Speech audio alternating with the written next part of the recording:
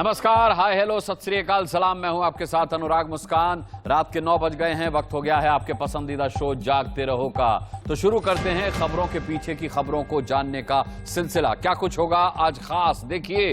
Putin की जान, Putin की शान और पुतिन का गुमान।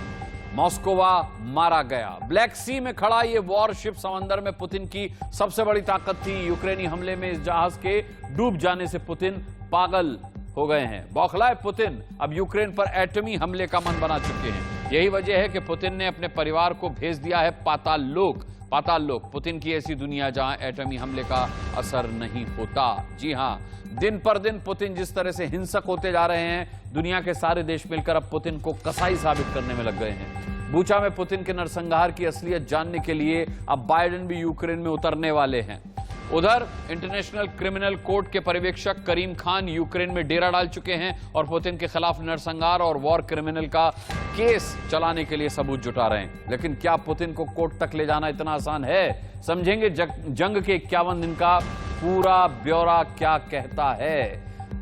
अब शुरू करते हैं, क्योंकि आज सिर्फ पुतिन की बात होगी। तो सबसे पहले पुतिन पागल हो गए हैं।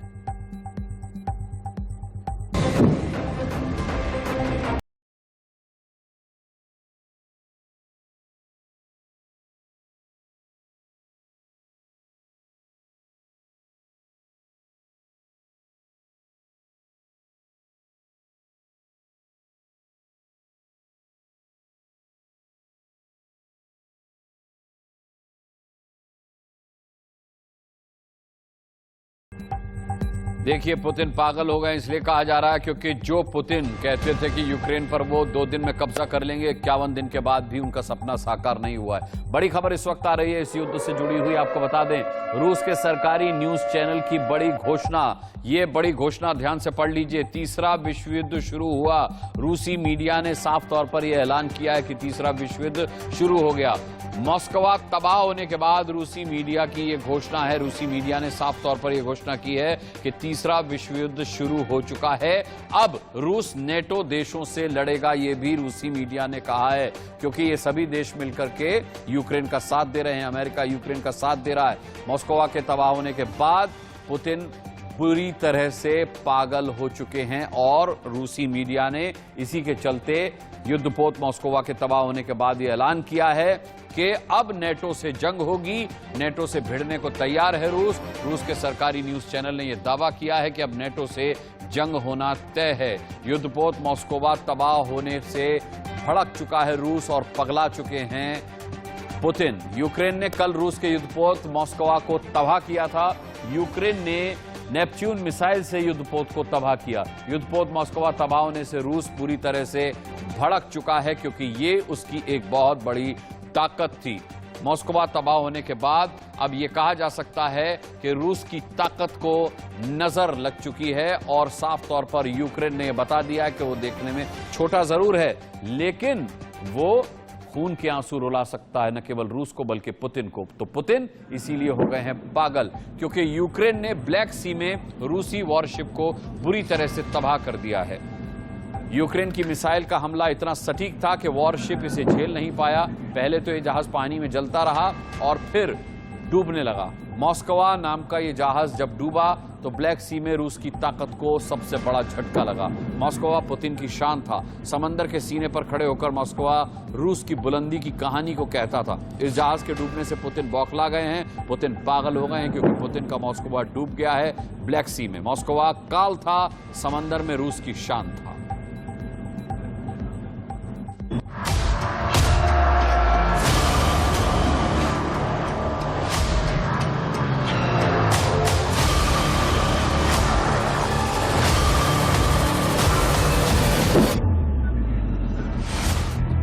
इतनी तबाही और बर्बादी के बाद भी यूक्रेन ने जंग के इस मोड़ पर जो किया है, उससे सारी दुनिया ने दांतों तले उंगली दबा ली। ब्लैक सी से यूक्रेन पर शोले बरसा रहा रूस का सबसे महत्वपूर्ण युद्धपोत मॉस्कोवा मिसाइल क्रूजर पूरी तरह से तबाह हो गया। इस युद्धपोत पर यूक्रेन ने नेपच्यून मिसाइल का इस्तेमाल किया। ये युद्धपोत इतना बड़ा था कि काला सागर में आग को बुझाने के लिए पानी कम पड़ गया है। समुद्र में दूर दूर तक सिर्फ आग ही आग है। ये 12,500 टन का गाइडेड मिसाइल क्रूजर था। ये युद्धपोत 600 फुट लंबा था। इसी जंगी बेड़े को 510 लोग चलाते थे। ये 1979 से रूस की ताकत बना हुआ था। अकेले यूक्रेन की नौसेना को बर्बाद करने का दम था इस जंगी बेड़े में। लेकिन यूक्रेन के नेपच्यून मिसाइल के अचूक निशाने ने समुद्र में खड़े रूसी शान को पूरी तरह से बटिया मेट कर दिया है। अब इस हमले में कितने रूसी नौसैनिक मारे गए हैं, उनका कोई हिसाब किताब अभी नहीं पता।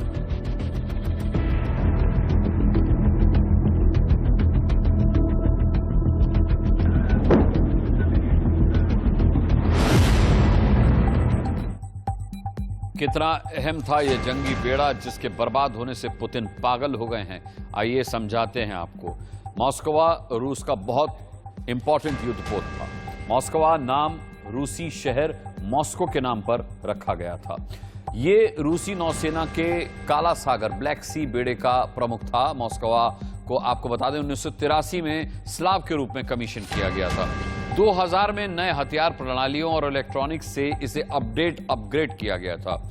युद्ध के पहले दिन मॉस्कोवा से यूक्रेन के 13 सैनिक मारे गए थे। युद्ध के 50वें दिन यूक्रेन ने मॉस्कोवा को तबाह कर दिया, नस्तनाबूद कर दिया और अब उसका नामो निशान ही मिट चुका है। आखिर पुतिन की ताकत मॉस्कोवा को मारा किसने? रूसी वॉरशिप मॉस्कोवा को नेपच्यून एंटीशिप मिसाइल से तबाह कर दिया गया। आइए आपको दिखाते हैं कैसे ये नेपच्यून, या आप इसे कह सकते हैं RK-360MC का एंटीशिप मिसाइल, इसे यूक्रेन ने विकसित किया। इसे लुच डिजाइन ब्यूरो द्वारा विकसित किया गया। इसमें R-360 एंटीशिप क्रूज मिसाइल का इस्तेमाल किया गया। नेपच्यून रूस की KH-35U का संस्करण है। यूक्रेन ने साल 2014 में रूस के क्रीमिया पर कब्जे के बाद जल्दबाजी में इसे विकसित किया था। यह मिसाइल रूस के KH-35U से ज्यादा लंबा, ज्यादा मात्रा में ईंधन वाहक और कुछ अहम बदलाव के साथ विकसित किया गया।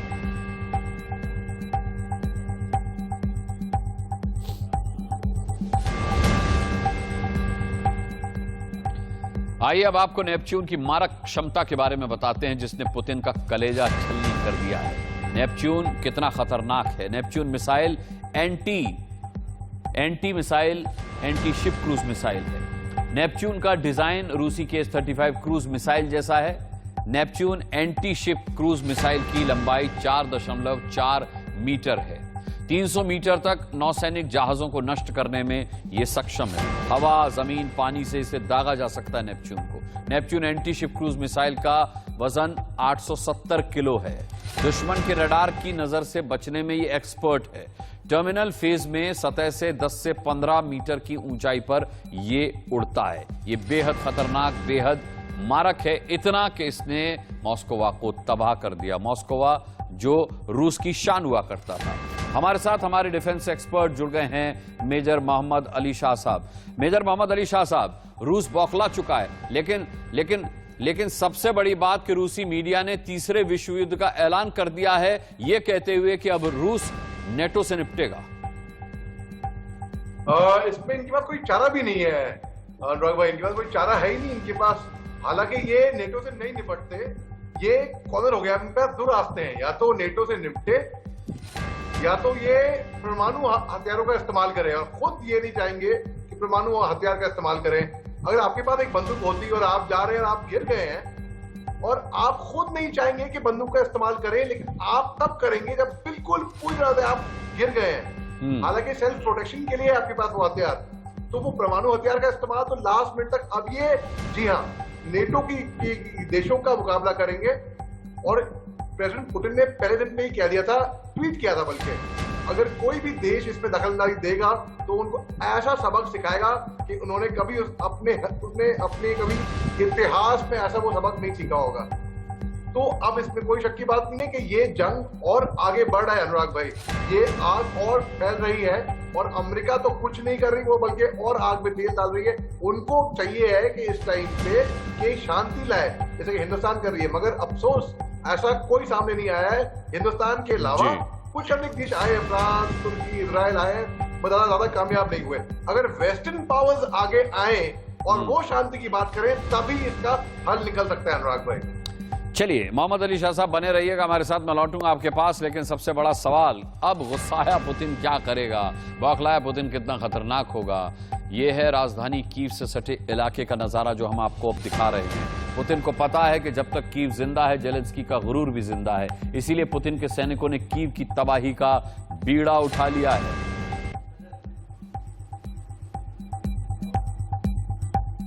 पुतिन के गुस्से के खार्किव में कैसे खलबली मची है, ये देखिए। होवित्जर तोपों से हमला किया गया है। बौखलाहट में कोई रास्ता पुतिन अब नहीं छोड़ रहा। पुतिन के मॉस्कोवा को मारने का कहर भुगतेगा राजधानी कीव। कीव पर पुतिन की सेना यमराज बनकर टूटेगी। काल बनकर पुतिन अब कीव को डसने की तैयारी में है। इस तरह धरती आम लोगों की यहां से लाशें निकलेंगी।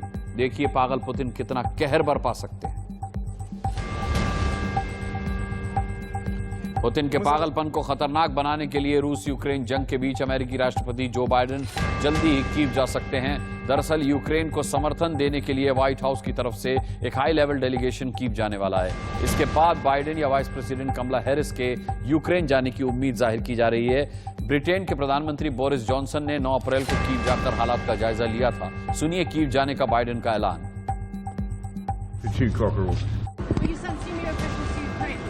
Well, we're making that decision now.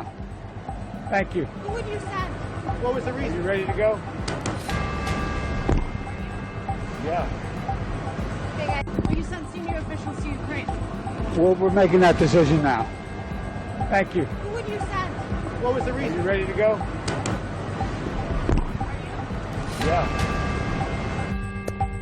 Kyiv को लेकर के रूस की खुन्नस क्या है, वो क्यों इतनी ताकत झोंकने के बाद भी कीव पर कब्जा नहीं कर पा रहा है, समझिए। Сьогодні у нас на території України. Не мовчіть, підтримуйте Україну, бо якщо Україна не витримає. क्या कारण है कि रूस कीव को अब तक नहीं जीत सका? तो इस सवाल का जवाब इन तस्वीरों में है। ये एक महिला की हिम्मत नहीं तो और क्या है, अपना देश और अपनी माटी के लिए किसी से भी भिड़ जाना। ये स्वाभिमान के लिए हौसला नहीं तो क्या है, अपनी जमीन के लिए टैंकों से टकरा जाना।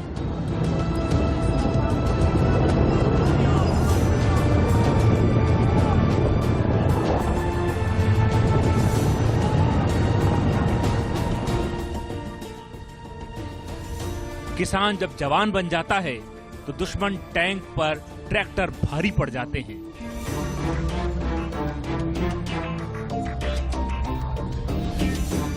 जब सम्मान के लिए कोई बेटी इस तरह वतन को बचाने पर आमादा हो तो दुश्मन कितना भी ताकतवर हो, उसका सारा गुरूर धरा का धरा रह जाता है।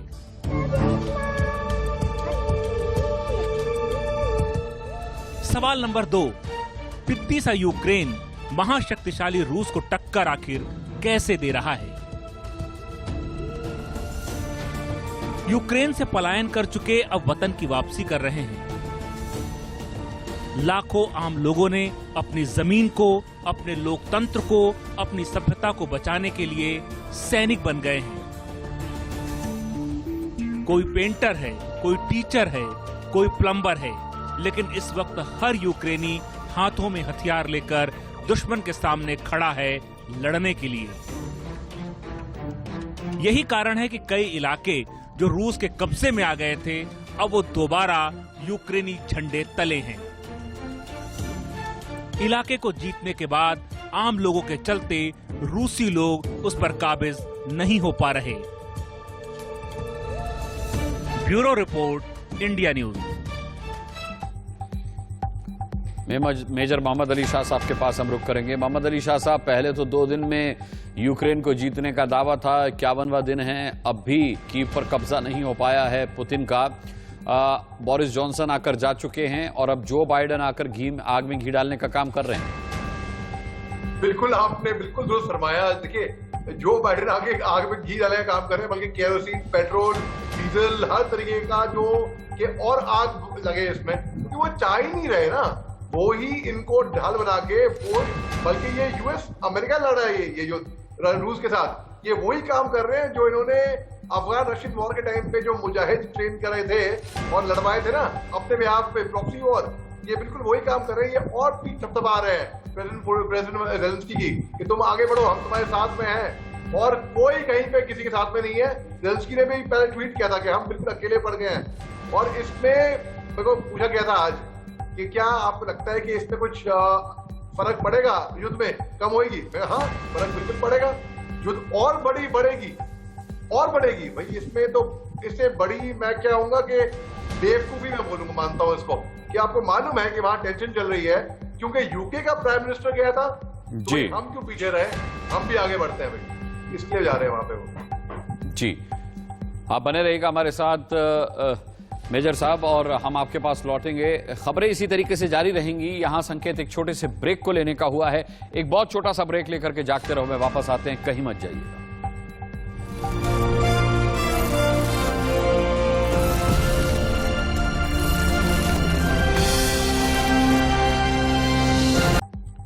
पुतिन ये तो समझ गए कि जमीन के हमले से कीव पर कब्जा करना नामुमकिन है, इसीलिए अब वो फॉल्स फ्लैग यानी कि एक ऐसे बहाने की तैयारी कर रहे हैं जिससे कीव पर एटमी हमला किया जा सके। 51 दिन की जंग के बाद न्यूक्लियर अटैक का पूरा बहाना तैयार है। सुनिए पुतिन के प्रवक्ता का ऐलान। A reason for usage of a nuclear weapon. We have a security concept that very clearly states that only when there is a threat for existence of the state in our country, we can use and we will actually use nuclear weapons.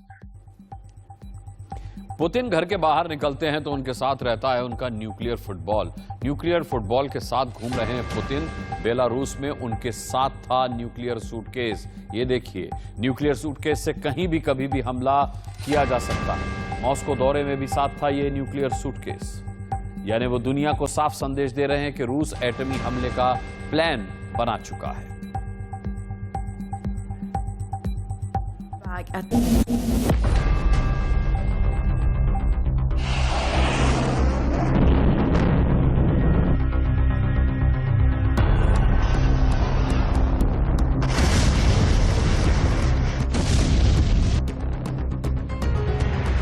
शांति की उम्मीदें खत्म हो गई हैं। बातचीत के दरवाजे बंद हो गए हैं। अब समझौता नामुमकिन हो गया है।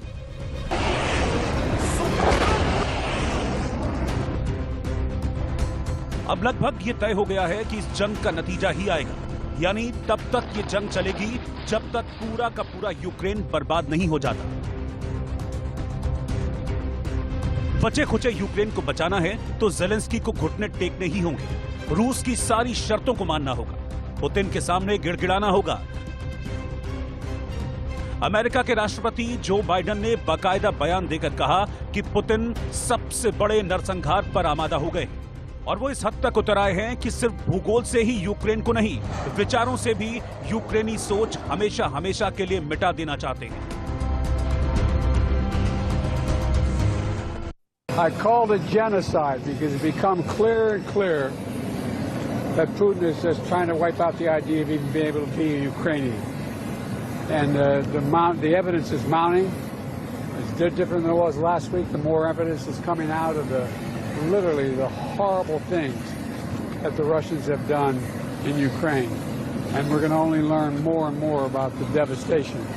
And we'll let the lawyers decide internationally. Putin ने साफ कर दिया है कि अब इस माहौल में शांति वार्ता मुमकिन नहीं है। उन्होंने सीधे सीधे जेलेंस्की पर वार्ता तोड़ने का आरोप लगा दिया। पुतिन के अगले मूव से अब सारी दुनिया थर्रा रही है, क्योंकि महाविनाश का हथियार लेकर पुतिन अपने दोस्त और बेलारूस के तानाशाह अलेक्जेंडर लुकाशेंको से मुलाकात करने पहुंचे। पुतिन ने जब लुकाशेंको के साथ अंतरिक्ष केंद्र का दौरा किया तो उनके साथ न्यूक्लियर फुटबॉल था, जिसकी मदद से सारी दुनिया को पल भर में मिटाया जा सकता है। जंग के इस मोड़ पर न्यूक्लियर फुटबॉल की नुमाइश कर पुतिन ने अमेरिका समेत तमाम पश्चिमी देशों को बता दिया कि आग से खेलने की जुर्रत न करें, वरना एक बटन में सब स्वाहा हो जाएगा। Bureau report, India news.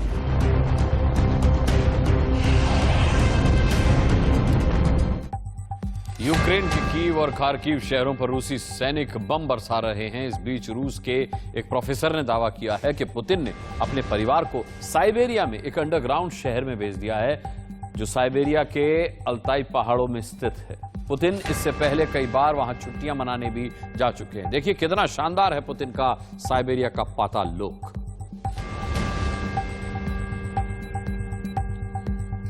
Putin का ये पाताल लोक लग्जरी हाईटेक बंकर है, अल्ताई पर्वत पे स्थित। ये मंगोलिया, चीन और कजाकिस्तान से सटा हुआ है। परमाणु खतरे के हिसाब से डिजाइन किया गया है यहां का बंकर। पुतिन ने परिवार को न्यूक्लियर बंकर में छिपाया हुआ है। पुतिन की गर्लफ्रेंड अलीना भी यहीं छिपी है। पुतिन ने अपने पूरे परिवार को यहां के हाईटेक बंकर में भेजा हुआ है। रूसी सेना प्रमुख भी सीक्रेट बंकर से चला रहे हैं अभियान। सुरगुट का बंकर मॉस्को से 2900 किलोमीटर दूर है। किसेनिया के उफा में है ये सीक्रेट एटमी बंकर।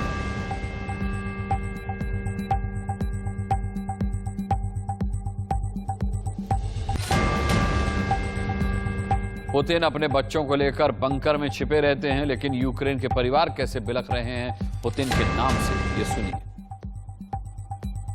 Подивись на мене. Подивись, Юд, на мене, що ти зробив з нами? Що винуваті ми? В чому винувата я? Що я сьогодні плачу по чужих куточках? Мені нема де дітися. А ти, негодяй, що ти твориш? Успокойся вже на кінець, то ми не вороги. Ми люди, ми трояї. Дайте нам спокій, відчепися від нас. Ми не йдемо до тебе. В тебе є діти. В тебе може теж сам статися. І коли прийдуть наші люди і скажуть, що ти придумаєш, ти повіриш у це, ти хочеш бачити нас такими. दुर्भाग्यपूर्ण। चलिए आगे बढ़ते हैं हेडलाइंस के साथ। अमेरिका समेत तमाम पश्चिमी नेता एकजुट हो गए हैं और वो पुतिन को वॉर क्रिमिनल ठहराने पर आमादा हैं। यही नहीं, वो पुतिन पर मुकदमा भी दायर करना चाहते हैं। वो पुतिन को नरसंहार का नरपिशाच साबित करने में लगे हैं। ये आखिर कितना मुमकिन है? क्या ये हो पाएगा?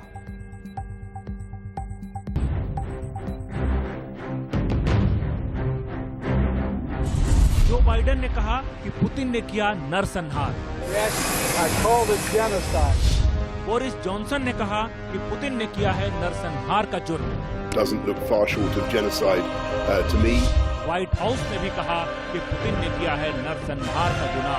He called it a genocide. ये सब दुनिया के दिग्गज यहीं नहीं रुके। इन्होंने रूस के राष्ट्रपति को वॉर क्रिमिनल कहा और कहा कि पुतिन पर वॉर क्रिमिनल का मुकदमा चलना चाहिए। यूक्रेन के राष्ट्रपति वोलोदिमीर जेलेंस्की जिस तरह से दुनिया भर के नेताओं को बूचा, बोरिदियांका, इरपिन और मारियापोल भेज रहे हैं, उससे तो यही लग रहा है कि पुतिन के खिलाफ सबूत और गवाह खड़े किए जा रहे हैं ताकि पुतिन को अंतर्राष्ट्रीय बिरादरी में कटघरे में खड़ा किया जा सके। Протягом дня урядовці опрацювали рішення для повного перезавантаження митниці. Вантажі для нашої оборони, для наших людей будуть завозитись в Україну настільки легко, наскільки це дозволяють закони фізики. Перебираємо абсолютно всю бюрократію, всі папірці, а також ПДВ, мито, всі митні платежі. Мета абсолютно зрозуміла, щоб людський фактор не заважав швидкості постачання товарів. Вони дуже необхідні саме зараз. Голова Верховної Ради України Руслан Стефанчук та профільні комітети працюють над тим, щоб новації були підтримані і нашими депутатами. Я наголошую, це рішення, яке необхідне для оборони держави, для підтримання нормального. अब सवाल ये है कि क्या पुतिन वॉर क्रिमिनल हैं? ये कैसे तय होगा कि पुतिन पर वॉर क्रिमिनल का मुकदमा चलेगा? इसके लिए समझते हैं जिनेवा कन्वेंशन को। क्या कहता है जिनेवा कन्वेंशन? 1939 से 1945 तक द्वितीय विश्व युद्ध में 5 करोड़ लोग मारे गए थे। 1949 में स्विट्जरलैंड के जिनेवा में दुनिया भर के नेता जमा हुए। जिनेवा कन्वेंशन में युद्ध के नियम तय किए गए। जंग के दौरान आम नागरिकों को टारगेट करना वॉर क्राइम है। सैन्य हमले के दौरान कई सारे आम लोग मारे जाते हैं, ये भी वॉर क्राइम है। जिस तरह से बूचा में लाशों का अंबार निकला है, उसे देखकर दुनिया भर के दिग्गज कांप रहे हैं। यूरोपीय संघ की प्रमुख उर्सुला वॉन डर लेन ने जब यहाँ का नजारा देखा तो उन्होंने अपने सीने पर हाथ रख लिया। उनकी आंखें फटी की फटी रह गईं और उनकी रूह भीतर तक कांप उठी थी। The unthinkable has happened here. We have seen the cruel face of Putin's army. We have seen the recklessness and the cold-heartedness with which they have been occupying the city. Here in Bucha we saw our humanity being shattered, and it is the whole world is mourning with the people of Bucha. अब सवाल ये है कि वार crime तय कैसे होगा?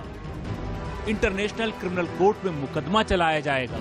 International court Netherlands के एक शहर में है।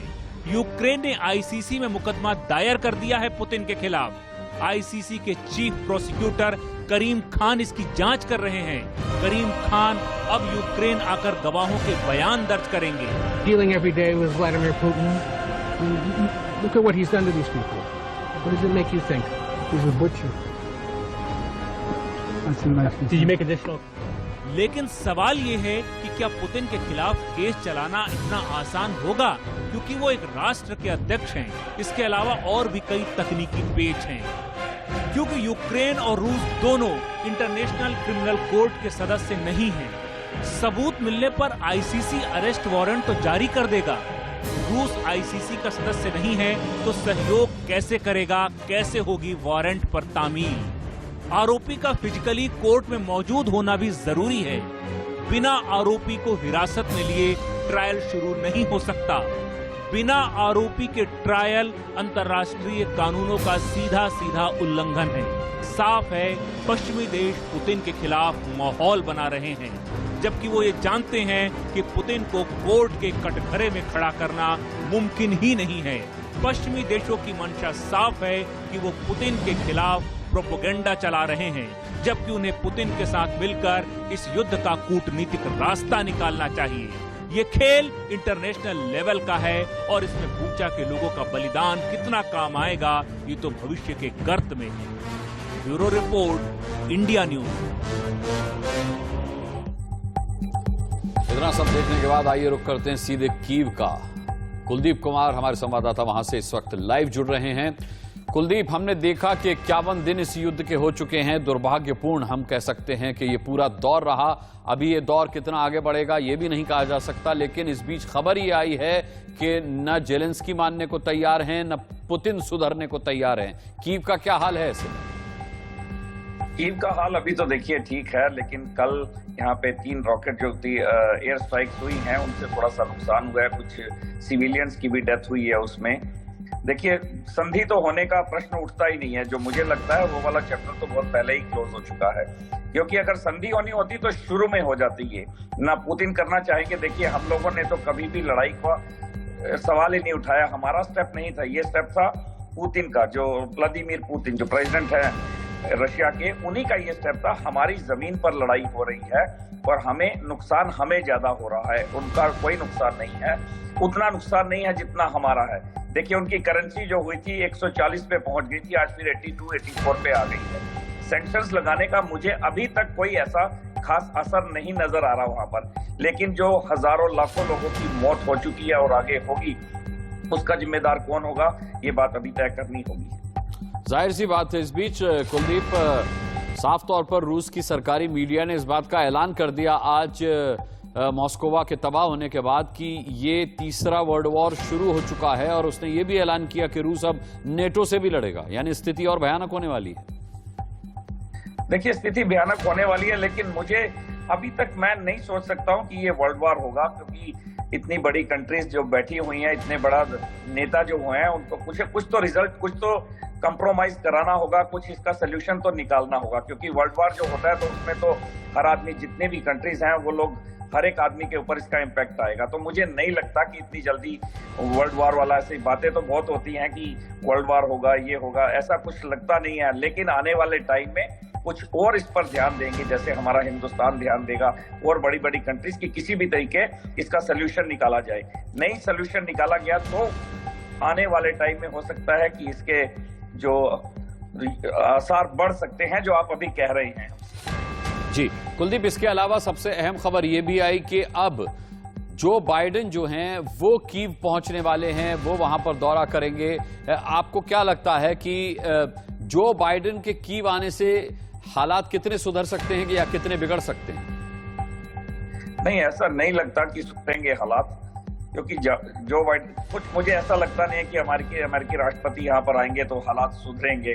देखिए, अगर ये सुधारना चाहते तो बहुत पहले सुधर गए होते हैं। अमेरिका का इसमें उतना ही दोष है कि जितना कि आप पुतिन जी का समझते हैं। हमारे जो व्लादिमीर पुतिन है, जो रशिया के प्रेसिडेंट हैं, इस चैप्टर को शुरू में ही क्लोज करना बहुत जरूरी था, ना कि हवा देकर इस लड़ाई को ऊपर बढ़ाना और इसको आगे बढ़ाना।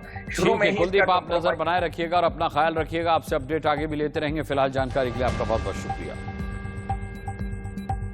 जंग में मानवता कैसे मर रही है, कैसे हिंसा हो रही है, आपको दिखाते हैं इस युद्ध की अब तक की 20 तस्वीरें।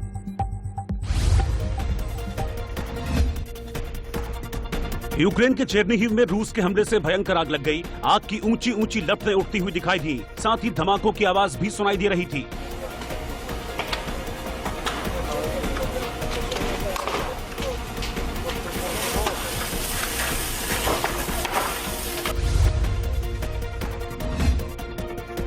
रूस ने खार्किव के एक पार्क पर मिसाइल से कई हमले किए। हमले के इस वीडियो को यूक्रेन अब पूरी दुनिया को दिखा रहा है और बता रहा है कि किस तरह पुतिन बच्चों के पार्क को भी नहीं छोड़ रहे हैं।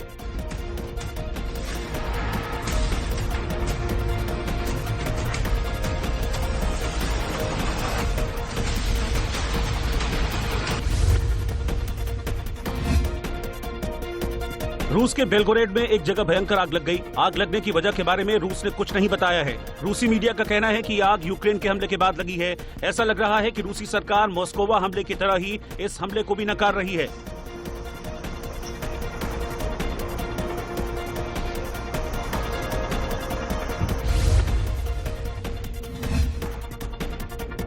यूक्रेन में मारियुपोल के पेरेमोहियो में रूस के हमले से भारी तबाही हुई है। यहाँ के बाजार हमले से वीरान हो गए।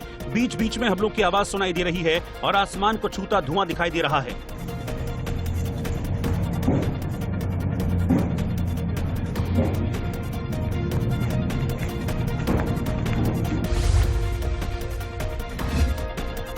यूक्रेन में कीव के बूचा से एक सामूहिक कब्र से 73 और लोगों के शव निकाले गए। ये शव सेंट एंड्रयू के चर्च के पास सामूहिक कब्र से निकाले गए हैं। शहर के मेयर अनातोली फेडरुक ने कहा है कि बूचा में कुल 403 शव मिले हैं, जिनमें से 167 लोगों की पहचान कर ली गई है।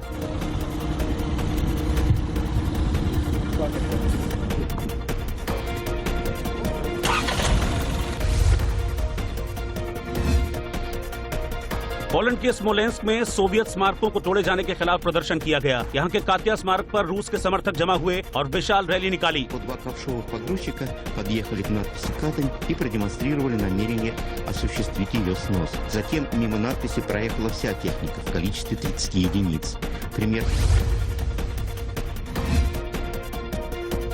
अमेरिकी रक्षा विभाग पेंटागन यूक्रेन को जेवलिन रॉकेट भेजने की योजना बना रहा है। पेंटागन ने जेवलिन रॉकेट को लोड करने का एक वीडियो भी शेयर किया है।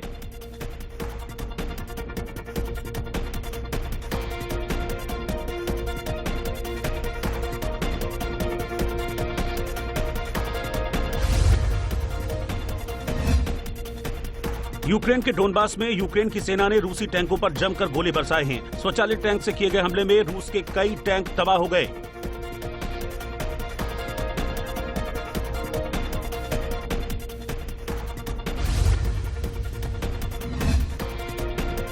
अमेरिका के वॉशिंगटन में रूसी दूतावास की दीवार पर यूक्रेनी झंडे को प्रोजेक्टर से दिखाया गया। इसी दौरान रूसी दूतावास के कर्मचारियों ने झंडे को स्पॉटलाइट से ढकने की कोशिश की, लेकिन वो ऐसा नहीं कर पाए।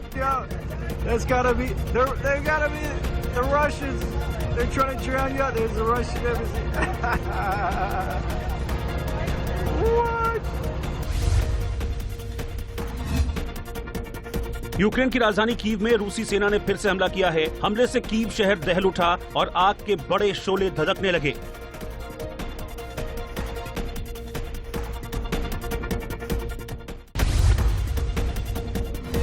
यूक्रेन में खार्किव का गोल्ली पार्क रूस के हमले से दहल उठा।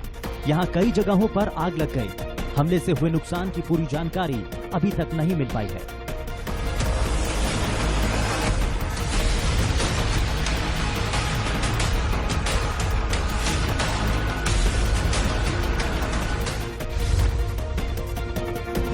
युद्ध में यूक्रेन ने रूस को बड़ा झटका दिया है। मिसाइल से हमला कर यूक्रेन ने ब्लैक सी में तैनात मिसाइल क्रूजर को ध्वस्त कर दिया। इसके बाद समुद्र से भयंकर लपटें उठती दिखाई दी। यूक्रेन के फौजी अधिकारियों ने यह दावा किया कि हमले में रूसी जहाज तबाह हो गया।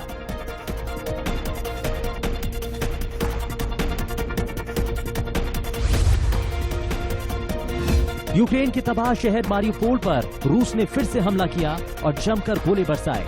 वीरान शहर में एक बार फिर से आग लग गई। रूस का दावा है कि यूक्रेन के 1000 सैनिकों ने सरेंडर कर दिया है।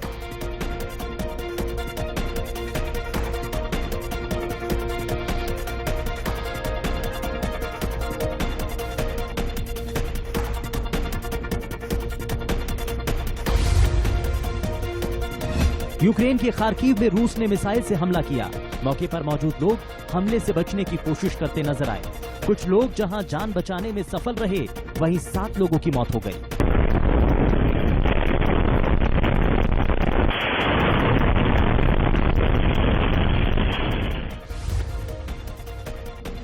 यूक्रेन के खार्किव में रूसी हमले का एक वीडियो सामने आया। यहां हुए हमले में ट्रक और कार ड्राइवर भाग्यशाली निकले और जीवित निकलने में सफल रहे।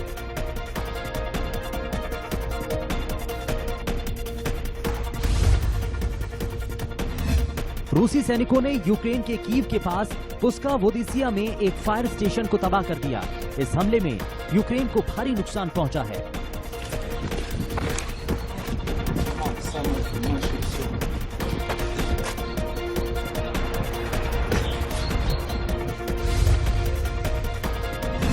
यूक्रेन के डोनेस्क इलाके में रूस के हमले के बाद राहत बचाव अभियान चलाया गया। इस हमले में इमारत के मलबे में दब गए एक कुत्ते के बच्चे को बचा लिया गया। निकाले जाने के बाद सुरक्षाकर्मी के साथ साथ कुत्ता भी बेहद खुश दिखाई दिया।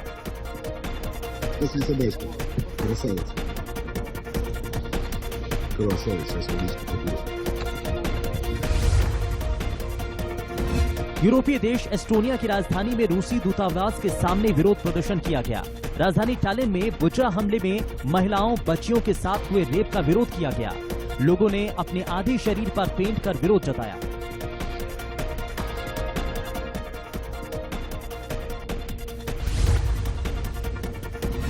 यूक्रेन में रूसी सैनिकों द्वारा छोड़े गए हेलमेट, दस्ताने और अन्य सामान का वीडियो सामने आया। यूक्रेन का दावा है कि रूसी सैनिक जब हार कर भाग रहे थे तो अपना सामान छोड़कर भागे।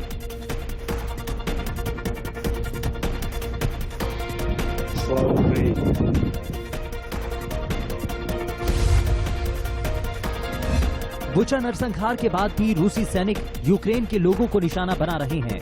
यूक्रेन के आंतरिक मामलों के मंत्रालय के मुताबिक बुचा से अब तक 403 शव बरामद किए गए हैं।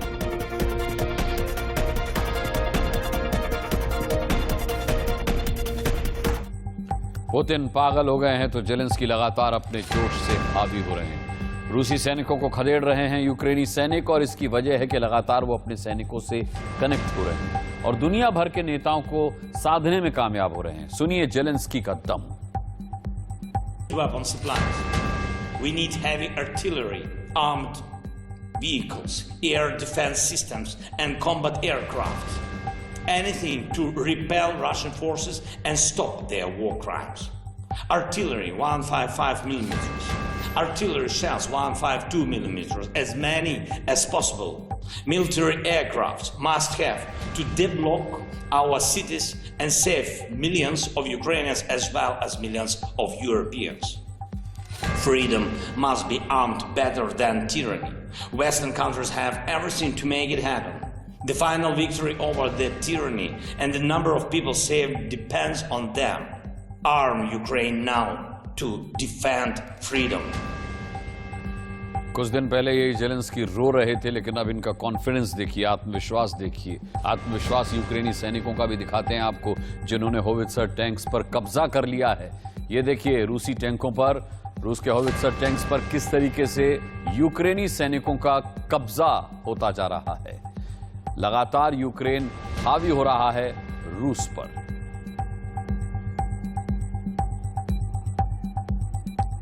इसी के साथ जागते रहो, क्योंकि खबर अभी बाकी है कि आज के एडिशन में इतना ही। अब आपसे सोमवार की रात 9 बजे मुलाकात होगी खबरों को लेकर और खबरों के पीछे की खबरों को लेकर के। तब तक के लिए अपना बहुत बहुत ख्याल रखिएगा। आज के लिए मुझे इजाजत दीजिए। शुभ रात्रि, नमस्कार।